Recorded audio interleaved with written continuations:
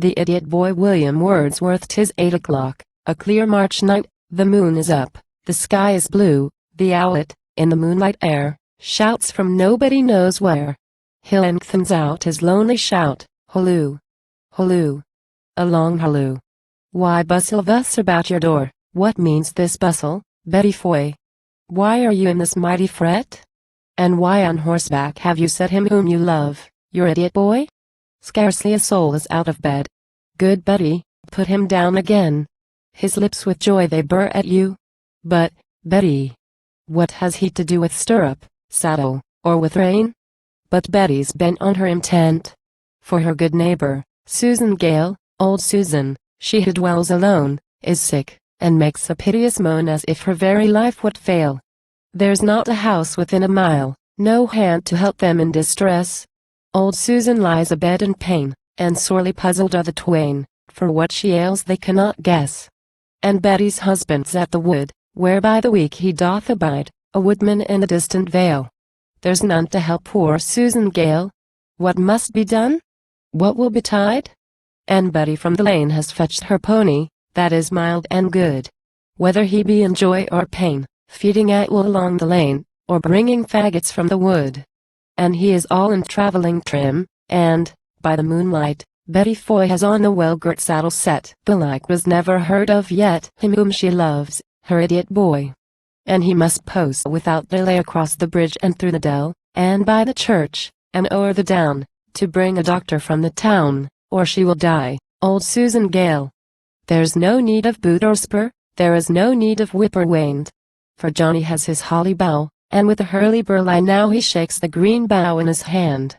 And Betty o'er and o'er has told the boy, who is her best delight, both what to follow, what to shun, what do, and what to leave undone, how turn to left, and how to right.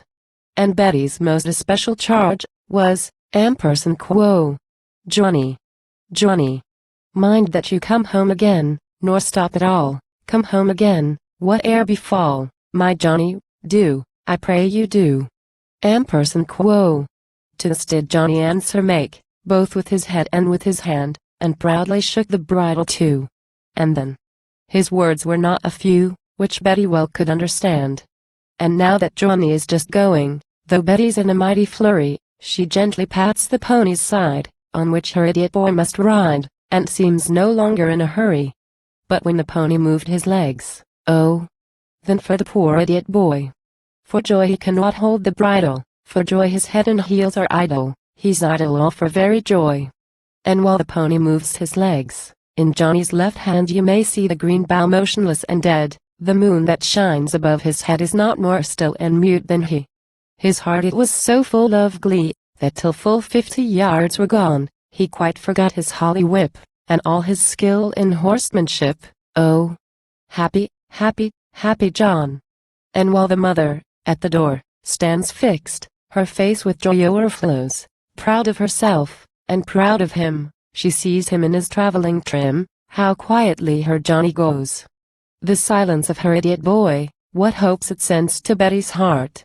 He's at the guide-post, he turns right. She watches till he's out of sight, and Betty will not then depart. Burr, burr, now Johnny's lips they burr, as loud as any mill, or near it.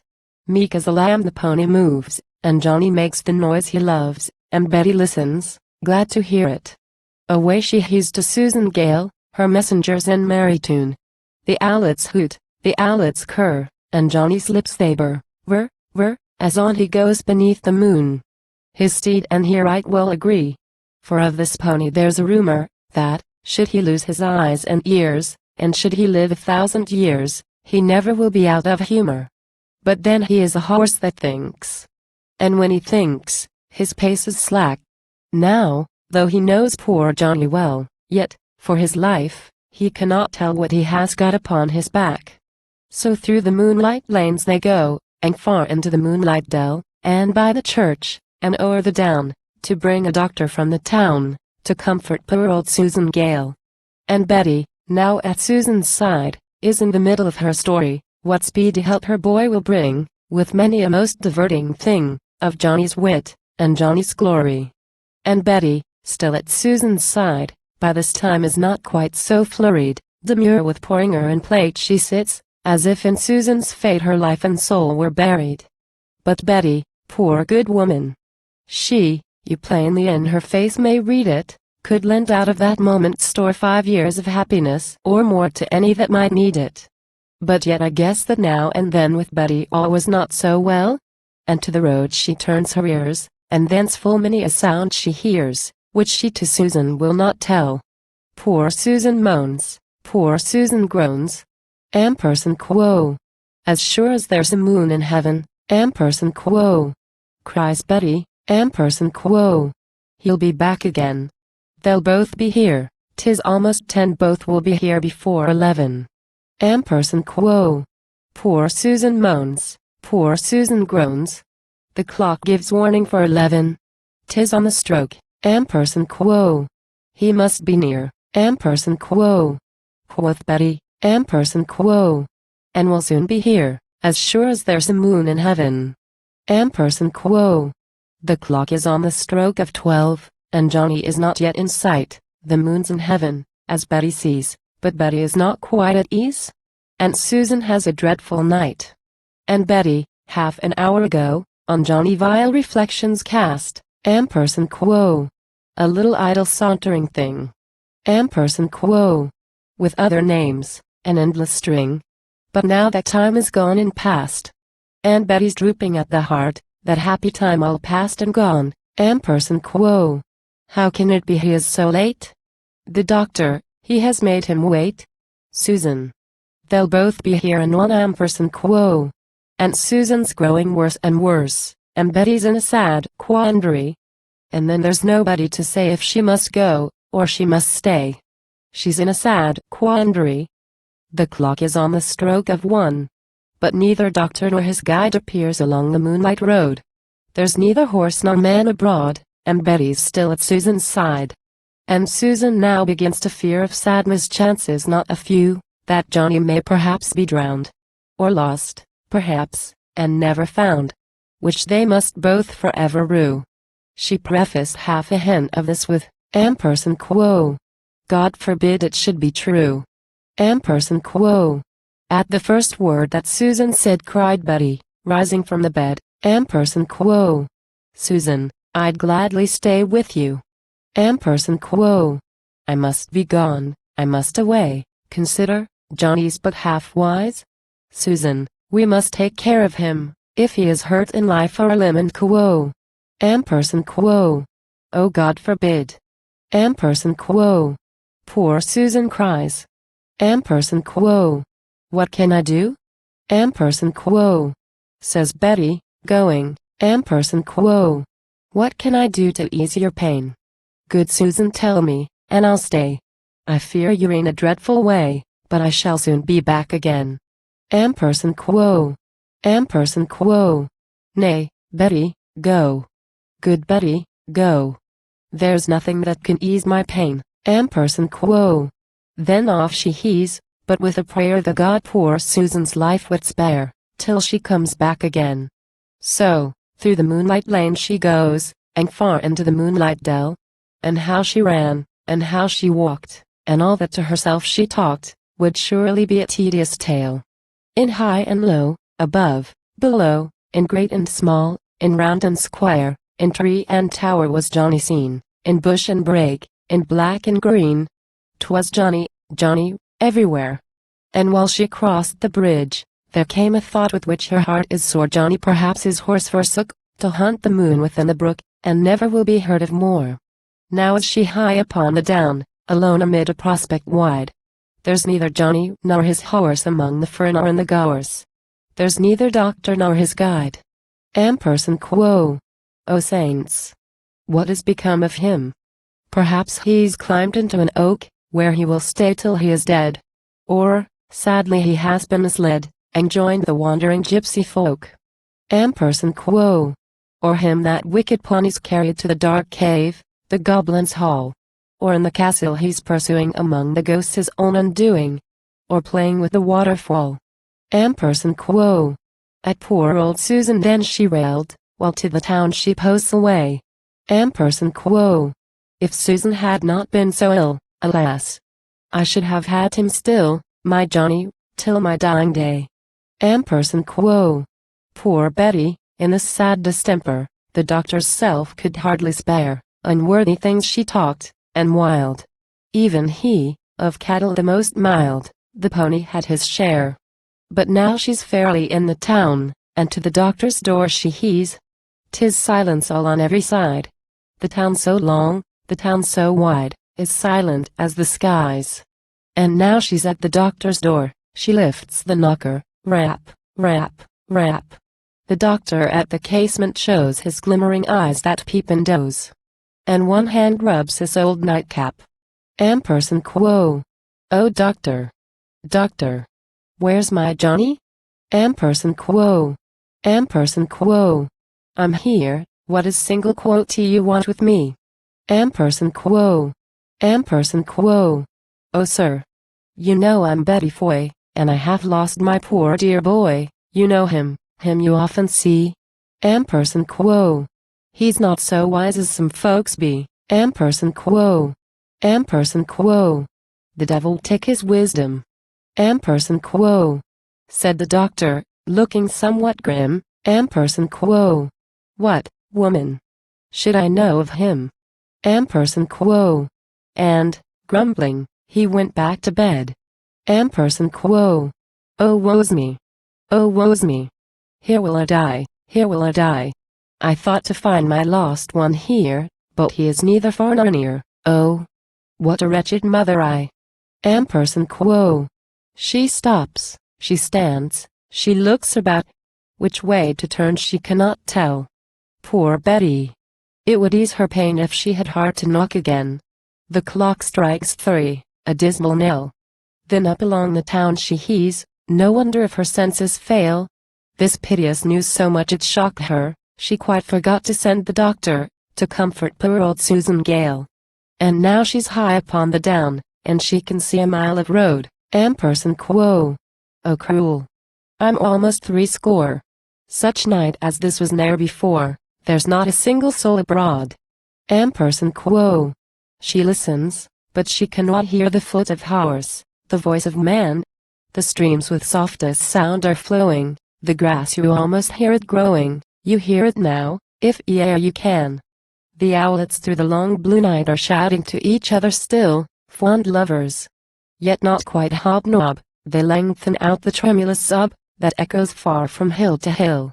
Poor Betty now has lost all hope, her thoughts are bent on deadly sin, a green-grown point she just has passed, and from the brink she hurries fast, lest she should drown herself therein. And now she sits her down and weeps. Such tears she never shed before. Quo. Oh dear, dear pony! My sweet joy! Oh carry back my idiot boy! And we will ne'er o'erload thee more. Quo. A thought is come into her head, the pony he is mild and good, and we have always used him well. Perhaps he's gone along the dell, and carried Johnny to the wood. Then up she springs as if on wings. She thinks no more of deadly sin. If Betty 50 punts should see, the last of all her thoughts would be to drown herself therein. Oh reader! Now that I might tell what Johnny and his horse are doing, what they've been doing all this time, oh could I put it into rhyme, a most delightful tale pursuing. Perhaps, and no unlikely thought, he with his pony now doth roam the cliffs and peaks so high that are, to lay his hands upon a star, and in his pocket bring it home. Perhaps he's turned himself about, his face into his horse's tail, and, still and mute, in wanderlust, all silent as a horseman ghost, he travels slowly down the vale. And now, perhaps, is hunting sheep, a fierce and dreadful hunter he.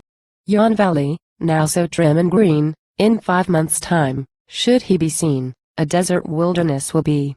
Perhaps, with head and heels on fire, and like the very soul of evil, he's galloping away, away, and so will gallop on, for I, the bane of all that dread the devil. I to the Muses have been bound these 14 years, by strong indentures, O gentle Muses. Let me tell but half of what to him befell. He surely met with strange adventures. O gentle Muses! Is this kind? Why will ye thus my suit repel? Why of your further aid bereave me?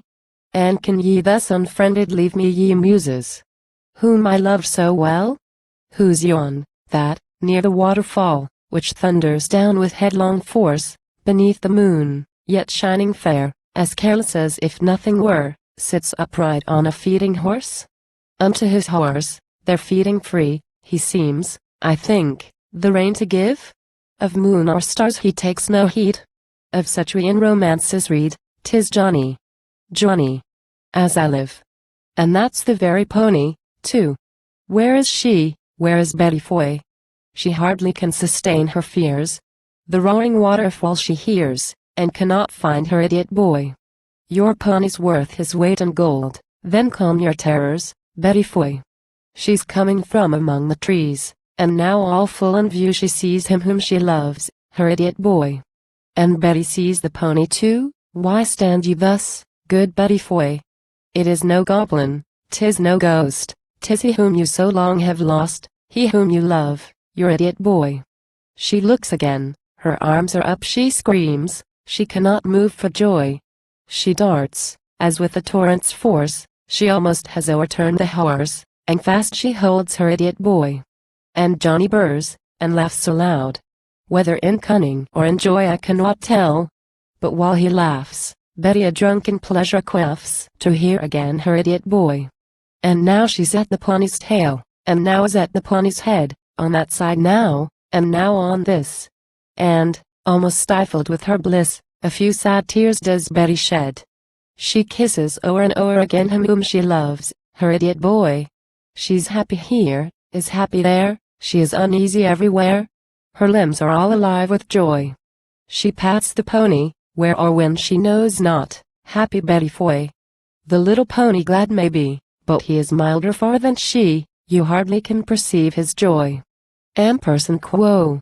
Oh, Johnny, never mind the doctor. You've done your best, and that is all. Ampersand quo. She took the reins, when this was said, and gently turned the pony's head from the loud waterfall. By this the stars were almost gone, the moon was setting on a hill, so pale you scarcely looked at her. The little birds began to stir, though yet their tongues were still. The pony, Betty, and her boy, went slowly through the woody dell. And who is she, betimes abroad, that hobbles up the steep rough road? Who is it, but old Susan Gale? Long time lay Susan lost in thought, and many dreadful fears beset her, both for her messenger and nurse. And, as her mind grew worse and worse, her body, it grew better. She turned, she tossed herself in bed, on all sides doubts and terrors met her. Point after point did she discuss, and, while her mind was fighting thus, her body still grew better. Ampersand quo. Alas! What is become of them? These fears can never be endured. All to the wood. Ampersand quo. The word scarce said, did Susan rise up from her bed, as if by magic cured. Away she goes up hill and down, and to the wood at length is come. She spies her friends, she shouts a greeting. Oh me! It is a merry meeting as ever was in Christendom. The owls have hardly sung their last, while our four travelers homeward wend. The owls have hooted all night long, and with the owls began my song, and with the owls must end. For while they all were traveling home, cried Betty, Ampersand quo. Tell us, Johnny, do, where all this long night you have been, what you have heard, what you have seen, and, Johnny, mind ye tell is true. Ampersand quo. Now Johnny all night long had heard the owls in tuneful concert strive. No doubt too he the moon had seen, for in the moonlight he had been from 8 o'clock till 5. And thus, to Betty's question, he made answer, like a traveler bold, his very words I give to you, Ampersand quo. The cocks did crow to who, and the sun did shine so cold. Ampersand quo. Thus answered Johnny in his glory, and that was all his travel's story.